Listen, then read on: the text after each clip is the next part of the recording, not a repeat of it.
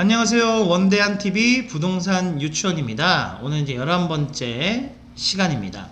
앞선 강의에도 잠깐씩 언급했습니다만 이 부동산 유치원은 특정 지역 또는 특정 물건들을 소개해드리진 않습니다.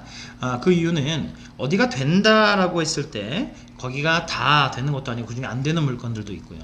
또 요즘에 부동산이 안 된다 하더라도 되는 물건들은 반드시 있죠. 그런데도 불구하고 제일 중요한 게 뭐냐면 누가 된다라고 할 때도 제일 조심할 것도 마찬가지고 안 된다고 할 때도 조심해야 될 게 있는데 바로 오늘의 주제입니다. 제 11화 소문나서 좋을 거 없다 라는 주제로 말씀을 드리겠습니다. 자, 이렇게 소문이 나게 되면 실제로 많은 투자자들이 모이기도 하고 잠깐 핫해지긴 하지만 부동산 투자가 주식처럼 쉽게 넣고 빼고 할 수 있는 건 아니잖아요. 아무리 짧더라도 한 2년 정도 3년 정도 시간은 지나야 되기 때문에 그 사이에 상황이 달라집니다. 그렇기 때문에 저도 수년간 이렇게 부동산 일을 하면서 제 고객들이 있으시겠죠. 저와 함께 스텝을 맞춰 가시면서 부동산 투자를 하고 계신 분들이 계신데 그분들이 투자한 지역들, 그분들이 갖고 계신 물건들을 제가 이렇게 유튜브가 파생력이 되게 또 크잖아요. 파급력이. 거기서 이렇게 언급을 하게 되면 소문이 나겠죠. 소문이 나게 되면 좋을 게 없습니다. 특히 이제 정권의 정책에 대한 얘기를 잠깐 말씀드렸습니다만 부동산 정책이라는 게 규제책이 있고 육성책이 있다라고 말씀을 드렸는데 오히려 육성책일 때는 또 소문나는 것도 하나의 방법이기도 해요. 오히려 더 붐이 더 일고 또 매매자들이 더 많이 생기고 그러면서 프리미엄이 더 붙고 그런 그 호시절도 분명히 있을 수 있습니다만 요즘같이 규제책을 많이 쓸 경우에는 특히 요즘 같을 때는 소문이 나서 좋을 건 하나도 없다라고 말씀드릴 수 있어요. 부동산에 관심을 갖고 이제 뉴스를 조금 보시는 분들 같은 경우에 보시면 들어봤을 거예요. 마용성 또는 수용성 요즘 어디가 뜬대더라. 근데 뜬다는 기사가 나오고 한 달, 두 달 지나지 않아서 바로 규제가 시행됩니다. 옛날에는 규제라는 것들이 일단 입법 과정도 거치고 행정 명령도 내리고 유예 기간도 두고 했습니다만 요즘은 자고 일어나면 보다 더 강력한 규제들이 쏟아져 나오고 있는 시점이기 때문에 특히 소문나서 잘 되는 지역은 반드시 규제가 걸리고 철퇴를 맞게 됩니다. 그렇기 때문에 소문나서 좋을 건 하나도 없죠. 다른 말로 말씀드리자면 부동산 제가 항상 투자를 하고 할 때는 저는 항상 4, 5등 전략을 사용합니다. 4, 5등 전략. 자, 네 번째로 잘 될 만한 물건, 다섯 번째로 잘 될 만한 지역 이런 것들에 투자를 하는 거죠. 반드시 이 규제가 걸리면 제일 된소리를 맞는 건 1, 2, 3등입니다. 다음에 뉴스에도 소문이 나온다. 뉴스라는 건 특히 항상 오늘을 얘기하는 게 뉴스죠. 오늘의 뉴스, 오늘을 이야기하죠. 미래를 이야기하는 건 예언이 될 거고 예언. 과거를 이야기하는 건 역사죠. 뉴스는 오늘을 이야기합니다. 그런데 특히 부동산 투자는 미래에 대한 가치 투자거든요. 그런데 오늘의 뉴스, 오늘의 상황을 뉴스로 접해서 뉴스로 나올 정도라는 건 거의 많은 국민들이 알고 있다는 얘기고 요즘 제일 핫하다는 얘기고 현재 이렇다라는 거거든요. 거기에 뉴스를 보고 뒤늦게 따라 들어가게 되면 다 끝판이다, 끝물이다. 다음에 뉴스를 국민들만 보진 않죠. 정치권에서도 봅니다. 그렇게 되면 반드시 그거에 대한 문제를 잡으려고 또는 규제를 하려고 또 심판관이 되려고 들어가서 그 문제를 해결하려 들기 때문에 절대로 뉴스를 보고 들어가는 것은 절대 안 된다라고 말씀드릴 수 있습니다. 저는 이제 전문 분야다 보니까 뉴스에서 관심 있게 봐서 기억합니다만 여러분은 기억하실지 모르겠습니다.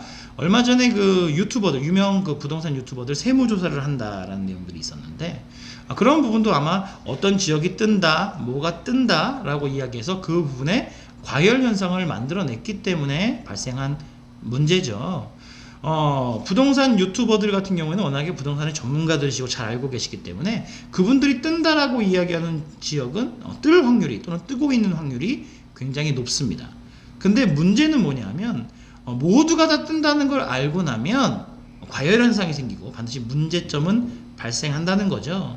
그래서 이 부동산 유치원에서는 우선적으로는 이걸 구독해 주시고 또 잘 들어주시는 분들께서는 본인 스스로가 판단해서 4등과 5등을 골라낼 수 있는 그러한 눈을 만들어 드린다라는 게 이 방송의 취지이기도 하고, 다음에 또 저의 부동산 투자에 대한 철학 또한 시대에 편승하지 않고 또 많은 사람들의 분위기에 휩쓸리지 않고 나만의 독자적인 눈을 가지고 객관적으로 좋은 물건들을 골라내는 이러한 것을 가지고 투자를 만들어내고 있습니다. 자, 그러면 소문나지 않는다고 해서 무조건 다 좋은 건 아니겠죠. 뭐 4등과 5등을 골라야 되는데 뭐 10등, 뭐 20등 골라갖고선 답이 없겠죠. 자, 그러면 어떻게 하면 4등과 5등을 골라낼 수 있겠느냐. 다음에 또 모두가 다 잘 안 될 때 되는 걸 어떻게 하면 찾을 수 있겠느냐. 자, 제일 중요한 건 이제 지난 시간에도 말씀드렸습니다만 멀 때 사서 가까울 때 팔아라 라는 말씀, 그것과 연관된 내용은 바로 이제 교통이거든요. 이 교통이라는 게 불편하던 지역이 편해지고 또 어렵던 지역이 쉽게 접근이 되고 먼 지역이 가까워지는 것, 그러니까 교통에 대한 호재가 제일 확실하고 중요한 호재다라고 말씀드릴 수 있어요. 미분양이 많이 나는 지역도 모든 지역이 다 미분양이 나는 게 아니라 되는 자리들이 있습니다. 그게 뭐냐면 바로 뭐 인터체인지에서 가깝다든지 역에서 가깝다든지 이렇게 교통이 편리한 곳, 이런 곳들은 잘 되거든요. 똑같이 미분양이 나더라도 그 지역에서 좀 떨어진 지역, 그 지역 중심에서 또는 교통에서 조금 먼 지역, 불편한 지역들이 미분양이 나는 거고, 그곳들이 미분양 나서 전체적으로 그 도시가 지금 미분양이 나고 있다라고 뉴스에 소개가 되는 겁니다. 우리가 뉴스로만 접했을 때는 마치 모든 것이 다 그 지역이 전체가 다 안 되는 것처럼 보이지만 그렇지 않습니다. 다음에 결국 집이라는 건 생활하기 편리해야 되는 거거든요. 생활하기 편리하려면 어떻게 해야 되겠어요? 단지 교통만 편리하다고 편리할까요? 아니죠. 하다못해 장을 볼 때 차를 끌고 나가서 장을 보느냐 아니면 슬리퍼 신고 나가서 장을 보느냐에 따라 다르겠죠. 학교를 갈 때 몇 번 버스를 갈아타야 되느냐 아니면 자전거를 타고 가야 되느냐 아니면 쉽게 그냥 걸어가서 학교를 갈 수 있느냐, 이렇게 쇼핑이 편하냐 또 그 주변에 치안이 안정화가 되어 있느냐, 도시가 깔끔하냐, 다음에 뭐 학교가 가깝냐 병원이 가깝냐, 이런 것들을 놓고 보면 미분양이 나는 지역에서도 되는 물건들은 분명히 찾을 수 있습니다.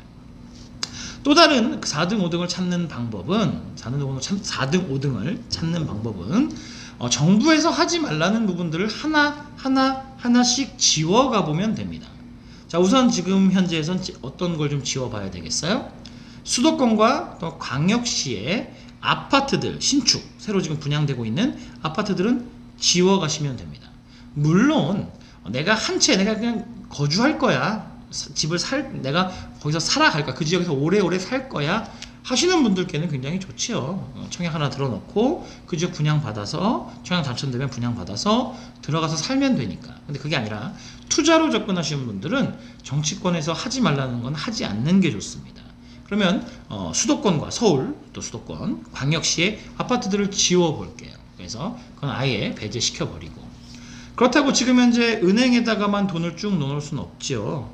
현금의 가치는 계속 하락되기도 하는데다가 요즘에 코로나 사태로 인해서 많은 자금들이 풀려나가고 있잖아요. 우리나라뿐만 아니라 전 세계적으로 자금을 풀어나가고 있기 때문에 인플레이션은 올 수 있는 확률이 굉장히 높습니다.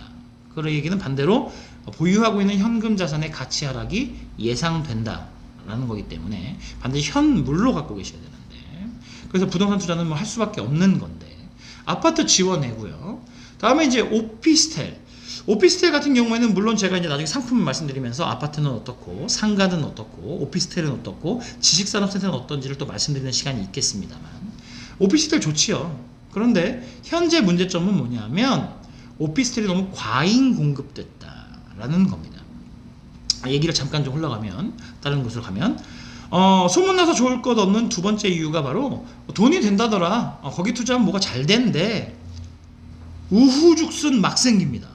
뭐가 된다더라 하면 많이 만들어져요. 자, 공급이 많아지면 결국은 가격 하락이 생길 수밖에 없고 공실이 발생할 수밖에 없습니다. 한때 한 2, 3년 전에 지식산업센터가 굉장히 큰 유행을 했었어요. 제 고객분 중에 나는 아파트형 공장으로 100억 원대 자산가가 되었다라는 책의 저자시죠. 엄진성 소장님. 그분이 이제 제 고객님이셨는데 그분과 함께 지식산업센터 많이 투자하고 또 많은 소개를 해드리고 했었었죠. 근데 언제부턴가 보면 신도시 또는 도시가 만들어질 때 오피스텔이 그렇게 많이 들어서던 자리에 이제 지식산업센터들이 엄청나게 생기기 시작합니다. SK, 다음에 또 대우건설, 현대건설이 마치 경쟁적으로 지역마다 막 어마어마한 규모로 지식산업센터를 만들죠. 그 지식산업센터가 공실 없이 임대가 다 맞춰질 정도로 우리나라 일자리가 좀 늘었으면 하는 바람을 가져봅니다. 요즘은 이제 지식산업센터도 투자가 녹록지 않다라는 거죠. 이렇게 소문이 나면 엄청나게 만들어져요. 그래서 공실이 발생이 됩니다.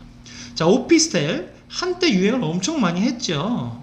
그래서 많이들 만들었는데 요즘은 오피스텔보다 지식산업센터를 많이 만들어진 이유가 뭘까요? 오피스텔이 공급이 너무 과잉됐기 때문입니다. 안 팔리기 때문이에요. 그렇기 때문에 지식산업센터들이 들어선 겁니다. 물론 일반화의 오류라고 그럼 오피스텔은 다 안 되겠네? 지식산업센터는 다 안 되겠네는 아니고요. 그 와중에도 되는 물건들이 있습니다. 되는 오피스텔이 있고요. 되는 지식산업센터는 있어요. 그래서 그거에 대한 강의들은 제 강의를 쭉 들어보시면 또 이제 아실 수 있게 될 겁니다. 자, 그래서 그런 측면에서 오피스텔은 지워볼게요. 다음에 오피스텔이 초창기에는 사무실로 일하면서 내가 잠도 잘 수 있는 이런 그런 걸로 각광을 받았습니다만 요즘은 오피스텔 하면 이제 사무용이라고 생각하지는 않죠. 대개가 다 아파트의 대체 상품 또는 1인 가구, 2인 가구의 그런 그 거주라고 보기 때문에 주택법에 대한 영향들을 많이 받습니다. 전입신고를 하게 되면 주택수에 포함된다든지 뭐 이런 것들이 있고요. 물론 면적에 대한 제한도 있긴 합니다만 그게 또 언제 바뀔지 모르고 또 오피스텔이 주택에 대한 그런 그 규제에 휩쓸려 버릴 수 있다는 위험성 또한 가지고 있기 때문에 오피스텔 투자도 좀 신중해야 되지 않을까 생각을 합니다. 다음에 또 말씀드렸던 지식산업센터 공급이 너무 과잉돼 있죠. 그런 것들도 지워볼게요. 다음에 이제 상가인데 상가 요즘 상가 동네마다 보시면 공실로 많이 남아있는 상가들이 좀 많이 있는 편입니다. 그렇기 때문에 상권 분석 잘 하셔야 될 거고 물론 상가도 다 안 된다, 다 된다는 아니겠지만 요즘은 조금 더 신중해야 되는 시기라고 볼 수 있겠죠. 자, 다음은 이제 지역에 대한 이야기를 한번 좀 드려볼 텐데 두루뭉술 이야기 말씀을 드리겠습니다. 자, 지금 이제 1기 신도시하고 2기 신도시 어렵죠. 많이 어려운 상황입니다. 자, 그렇다고 치면 이제 요즘은 3기 신도시가 조금 뜨고 있죠. 그러다 보니까 3기 신도시 쪽이라면 그래서 이렇게 안 되는 것들을 지워 나가 보시고 그러면서 될 수 있는 물건이 뭐겠는가, 또 안 되는 지역이라 하더라도 그 중에 될 수 있는 건 무엇이겠는가, 또는 잘 되는 지역이라면 더 잘 될 수 있는 것은 무엇인가를 찾아보시되 이게 대박이래, 여기 잘 된대, 여기 무조건 투자해야 돼 라는 소문에는 현혹되지 마셔라. 1등, 2등, 3등은 매우 위험합니다. 자, 4등과 5등 그리고 소문나지 않게 여러분들의 주관적인 그런 기준을 가지고 4등과 5등 소문나기 전의 것을 들어가셔야 된다 라는 내용으로 자, 오늘의 방송을 좀 마무리하도록 하겠고요. 연계해서 그러면 이제 소문나지 않는 물건들을 하나하나 찾아가는 방법들은 이후의 강의에서 하나하나 세세하게 좀 짚어드리도록 하겠습니다. 자, 지금까지 원대한TV의 원대한이었고요. 여러분들 행복한 하루 되시기 바라겠습니다. 감사합니다.